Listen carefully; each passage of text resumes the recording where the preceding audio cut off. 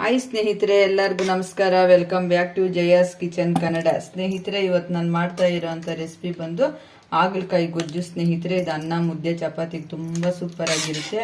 ನೀವು ನಿಮ್ಮ ಮನೆಯಲ್ಲಿ ಟ್ರೈ ಮಾಡಿ ಯಾವ ಥರ ಬಂತು ಅಂತ ನನಗೆ ಕಮೆಂಟ್ ಮೂಲಕ ತಿಳಿಸಿ. ಸ್ನೇಹಿತರೆ, ಇದನ್ನ ಮಾಡೋದು ಯಾವ ಥರ ನೋಡ್ಕೊಳ್ಳೋಣ ಬನ್ನಿ.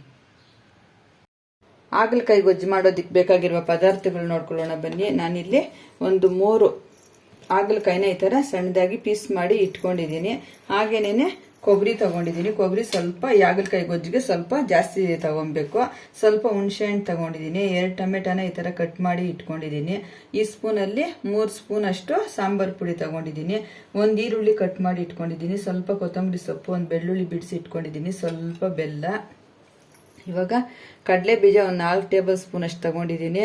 ಮತ್ತು ಮೆಣಸಿನ್ಕಾಯಿ 1 4 ಮೆಣಸಿನ್ಕಾಯಿನ ಬ್ಯಾಡಗೆ ಮೆಣಸಿನ್ಕಾಯಿ ಈ ಥರ ಮುರಿದು ಇಟ್ಕೊಂಡಿದ್ದೀನಿ. 1 ಟೇಬಲ್ ಸ್ಪೂನ್ ಅಷ್ಟು ಗಸಗಸೆ, 1 ಈ ಸ್ಪೂನಲ್ಲಿ 2 ಸ್ಪೂನ್ ಅಷ್ಟು ಎಳ್ಳು ತಗೊಂಡಿದ್ದೀನಿ. ಇದನ್ನೆಲ್ಲ ಸೇರಿಸಿ ಫ್ರೈ ಮಾಡಿಕೊಂಡು ಪುಡಿ ಮಾಡಿ ಹಾಕಬೇಕು. ಇದನ್ನೆಲ್ಲ ಸಣ್ಣ ಸಣ್ಣದಾಗಿ ಪೀಸ್ ಮಾಡಿಕೊಂಡು ಕೊಬ್ಬರಿ ಎಲ್ಲನೂ ರುಬ್ಕೊಂಬಂದು ತೋರಿಸ್ತೀನಿ. ಇವಾಗ ಇದನ್ನೆಲ್ಲ ಎತ್ತಿ ಸೈಡ್ಗೆ ಇಟ್ಬಿಡೋಣ. ಇವಾಗ ಹಾಗಲಕಾಯಿ ಬೇಯಿಸ್ಕೊಳ್ಳೋದಕ್ಕೆ ಇಲ್ಲಿ ಒಂದು ಪಾತ್ರೆ ತಗೊಂಡಿದ್ದೀನಿ. ಒಂದು ಪಾತ್ರೆಗೆ ಈ ಪೀಸ್ ಮಾಡ್ಕೊಂಡಿದ್ದೀವಲ್ಲ ಹಾಗಲಕಾಯಿನ ಇದನ್ನ ಸೇರಿಸ್ಕೊಳ್ಳೋಣ. ಈ ಥರ ಸಣ್ಣ ಸಣ್ಣ ಪೀಸ್ ಆಗಿ ಕಟ್ ಮಾಡ್ಕೊಂಡ್ರೆ ಇದಕ್ಕೆ ಉಪ್ಪು ಖಾರ ಎಲ್ಲ ಚೆನ್ನಾಗಿ ಹಿಡಿಸುತ್ತೆ. ಅದರಿಂದ ನಾವು ಸ್ವಲ್ಪ ಈ ಥರ ಚಿಕ್ಕ ಚಿಕ್ಕದಾಗಿ ಕಟ್ ಮಾಡ್ಕೊಬೇಕು. ನೋಡಿ, ಬೇಯಿಸ್ಕೊಬೇಕು. ಉಪ್ಪು, ನೀರು, ಸ್ವಲ್ಪ ಅರಿಶಿನ ಹಾಕ್ಬಿಟ್ಟು ಬೇಯಿಸ್ಕೊಳ್ಳೋಣ. ಕಹಿ ಅಂಶ ಎಲ್ಲ ಹೋಗುತ್ತೆ. ಈ ಥರ ಪೀಸ್ ಮಾಡಿ ಹಾಕ್ಕೊಳ್ಳೋಣ. ಹುಣಸೆ ಹಣ್ಣು ಈ ಥರ ಇಷ್ಟು ನೀರಾದರೆ ಸಾಕು. ಒಂದು 10 ನಿಮಿಷ ಬೇಯಿಸ್ಕೊಳ್ಳೋಣ. ನೋಡಿ, ಈ ಥರ ಒಂದು 10 ನಿಮಿಷ ನಾವು ಚೆನ್ನಾಗಿ ಬೇಯಿಸ್ಕೊಳ್ಳೋಣ. ಒಂದು ಪ್ಲೇಟ್ ಮುಚ್ಚಿಬಿಟ್ಟು 10 ನಿಮಿಷ ಬೇಯಿಸ್ಕೊಳ್ಳೋಣ. ಅಷ್ಟರಲ್ಲಿ ನಾವು ಒಂದು ಕಡೆ ಬೇಯ್ತಾ ಇರಲಿ, ಅಷ್ಟರಲ್ಲಿ ನಾವು ಮಸಾಲೆಗೆಲ್ಲ ರೆಡಿ ಮಾಡ್ಕೊಳ್ಳೋಣ. ಇವಾಗ ಒಂದು ಫ್ಯಾನು ಬಿಸಿಗೆ ಇಟ್ಕೊಂಡಿದ್ದೀನಿ. ಕಡಲೆ ಬೀಜ ಹುರ್ಕೊಂಬಿಡೋಣ. ಮೊದಲಿಗೆ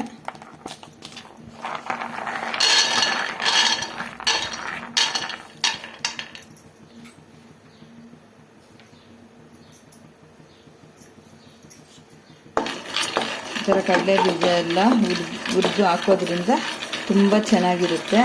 ಈ ಕಡಲೆ ಬೀಜ ಹಾಕಿ ಮಾಡೋದ್ರಿಂದ ಇದ್ರ ಟೇಸ್ಟ್ ಡಬಲ್ ಆಗುತ್ತೆ.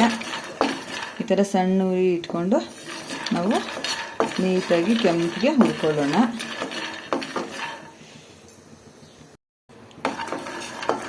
ಇಷ್ಟಾದ್ಮೇಲೆ ಇವಾಗ ಮೆಣಸಿನ್ಕಾಯಿ ಸೇರಿಸ್ಕೊಳ್ಳೋಣ.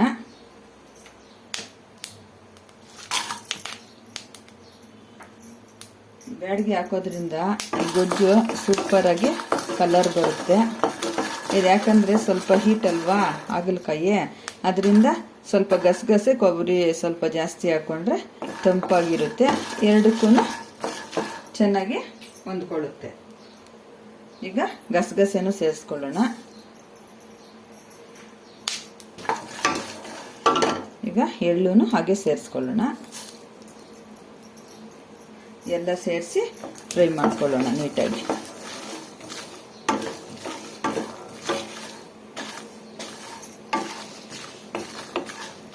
ಚೆನ್ನಾಗಿ ಮೆಣಸಿನ್ಕಾಯಿ ಎಲ್ಲ ಕ್ರಿಸ್ಪಿಯಾಗಿ ಆಗಬೇಕು.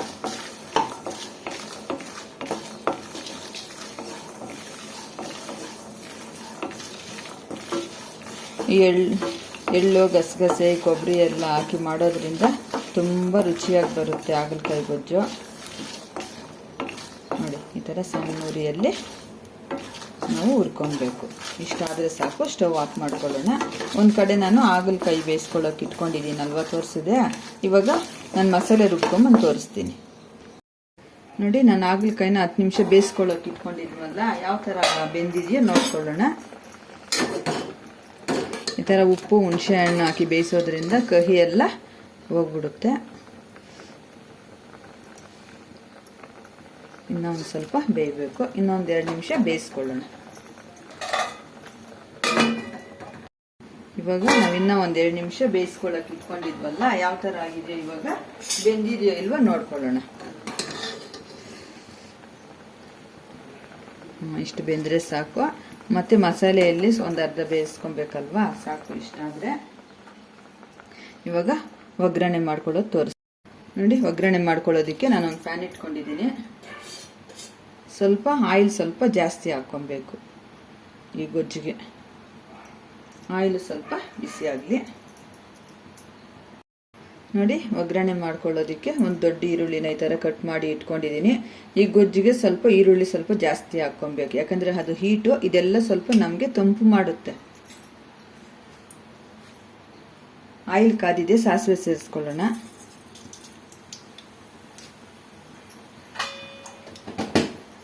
ಸಾಸಿವೆನ ಸ್ವಲ್ಪ ಸಿಡಿಲಿ.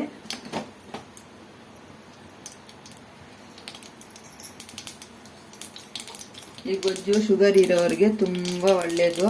ನೀವು ನಿಮ್ಮ ಮನೇಲಿ ಅವಾಗವಾಗ ಮಾಡ್ಕೊಂಡು ತಿನ್ನಿ. ಇವಾಗ ಈರುಳ್ಳಿ ಎಲ್ಲ ಸೇರಿಸ್ಕೊಳ್ಳೋಣ.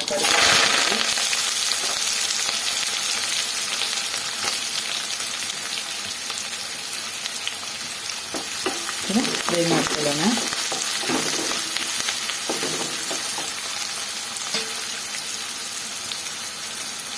ಒಗ್ಗರಣೆ ಫ್ರೈ, ಈರುಳ್ಳಿ ಎಲ್ಲ ಫ್ರೈ ಆಗ್ತಾ ಇದೆ. ಅಷ್ಟೊತ್ತಿಗೆ ಈ ನೀರು ಇದನ್ನೆಲ್ಲ ಸಪ್ರೇಟ್ ಮಾಡಿ ಇದನ್ನೆಲ್ಲ ಗಟ್ಟಿಯಾಗಿ ಹಿಂಡ್ಕೊಂಡು ಸೇರಿಸ್ಕೊಳ್ಳೋಣ. ಇದು ಸ್ವಲ್ಪ ಬ್ರೌನ್ ಕಲರ್ ಆಗೋವರೆಗೂ ಸ್ವಲ್ಪ ನಾವು ಈ ಥರ ಹುರ್ಕೊಬೇಕು, ಅವಾಗ ಟೇಸ್ಟ್ ಚೆನ್ನಾಗಿರುತ್ತೆ.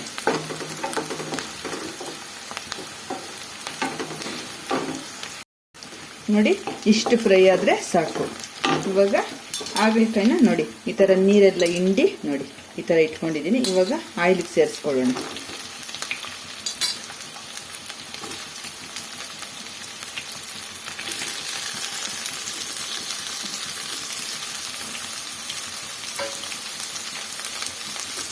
ಆಯಿಲಲ್ಲಿ ಸ್ವಲ್ಪ ಚೆನ್ನಾಗಿ ಫ್ರೈ ಮಾಡ್ಕೊಬೇಕು. ಈ ಪೀಸಸ್ಗೆಲ್ಲ ಸ್ವಲ್ಪ ಆಯಿಲಲ್ಲಿ ಸ್ವಲ್ಪ ಚೆನ್ನಾಗಿ ಮಿಕ್ಸ್ ಮಾಡ್ಕೊಬೇಕು. ಈ ಥರ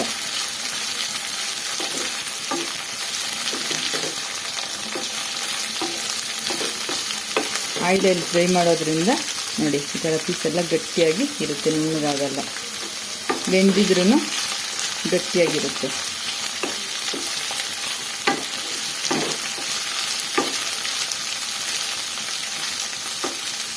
ಒಂದು 5 ನಿಮಿಷ ಫ್ರೈ ಮಾಡ್ಕೊಳ್ಳೋಣ.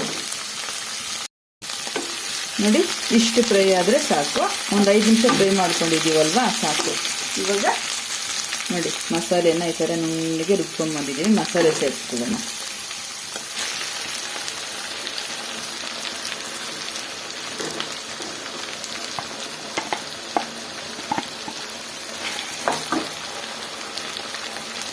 ಮಸಾಲೆಯಲ್ಲಿ ಒಂದು 2 ನಿಮಿಷ ಫ್ರೈ ಮಾಡ್ಕೊಳ್ಳೋಣ.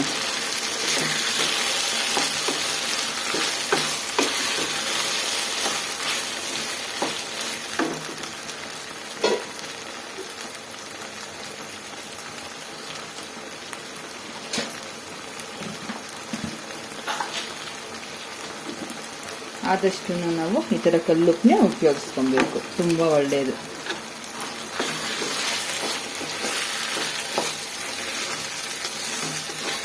ಈ ಥರ ಚೆನ್ನಾಗಿ ಫ್ರೈ ಮಾಡ್ಕೊಳ್ಳೋಣ.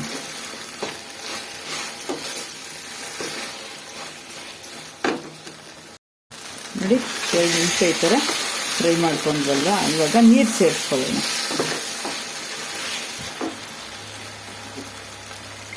ಜಾರ್ ತೊಳೆದು ನೀರು ಸೇರಿಸ್ಕೊಳ್ಳೋಣ.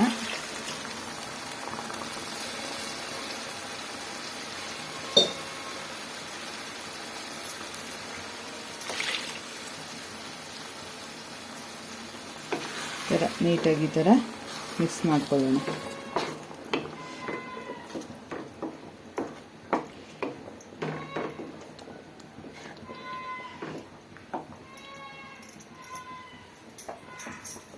ಈ ಥರ ಮಿಕ್ಸ್ ಮಾಡಿ ಒಂದು 5 ನಿಮಿಷ ಕುದಿಸ್ಕೊಳ್ಳೋಣ ಮೀಡಿಯಂ ಫ್ಲೇಮಲ್ಲಿ. ನೋಡಿ, ನಾವು 5 ನಿಮಿಷ ಮೀಡಿಯಂ ಫ್ಲೇಮಲ್ಲಿ ಇಟ್ಕೊಂಡಿದ್ವಲ್ಲ, ಯಾವ ಥರ ಆಗಿದೆಯೋ ನೋಡ್ಕೊಳ್ಳೋಣ. ನೋಡಿ, ಆಯಿಲ್ ಎಲ್ಲ ಚೆನ್ನಾಗಿ ತೇಲ್ ಬಂದಿದೆ. ಈ ಥರ ಆದರೆ ಇದೆಲ್ಲ ಕಂಪ್ಲೀಟಾಗಿ ರೆಡಿ ಆಗಿದೆ ಅಂತ ಅರ್ಥ. ಇವಾಗ ಈ ಟೈಮಲ್ಲಿ ಸ್ವಲ್ಪ ಬೆಲ್ಲ ಸೇರಿಸ್ಕೊಳ್ಳೋಣ.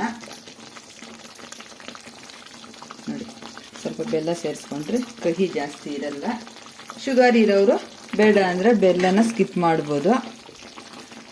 ಶುಗರ್ ಇರೋರು ವಾರಕ್ಕೊಂದ್ಸತಿ ಮಾಡ್ಕೊಂಡು ತಿಂದರೆ ತುಂಬ ಒಳ್ಳೆಯದು. ನೋಡಿ, ಈ ಥರ ಅಷ್ಟರಲ್ಲಿ ಆವಾಗಲೇ ನಾವು ಕಡಲೆ ಬೀಜ ಒಣಮೆಣಸಿನ್ಕಾಯಿ ಎಲ್ಲ ಹುರಿದು ಇಟ್ಕೊಂಡಿದ್ವಲ್ಲ, ಎಳ್ಳು ಗಸಗಸೆ ಅದನ್ನೆಲ್ಲ ಪುಡಿ ಮಾಡ್ಕೊಳ್ಳೋಣ. ಒಂದು 2 ನಿಮಿಷ ಲಿಡ್ ಕ್ಲೋಸ್ ಮಾಡಿ ಬಿಡೋಣ. ಬೆಲ್ಲ ಎಲ್ಲ ಸ್ವಲ್ಪ ಅದಕ್ಕೆ ಹಿಡೀಲಿ. ನೋಡಿ ಈ ಥರ ಪುಡಿ ಮಾಡ್ಕೊಂಡು ಬಂದಿದ್ದೀನಿ. ಇವಾಗ ಸೇರಿಸ್ಕೊಳ್ಳೋಣ.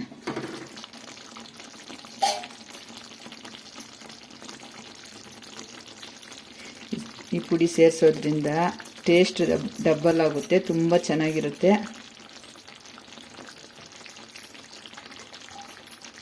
ಈ ಥರ ಮಿಕ್ಸ್ ಮಾಡ್ಕೊಳ್ಳೋಣ.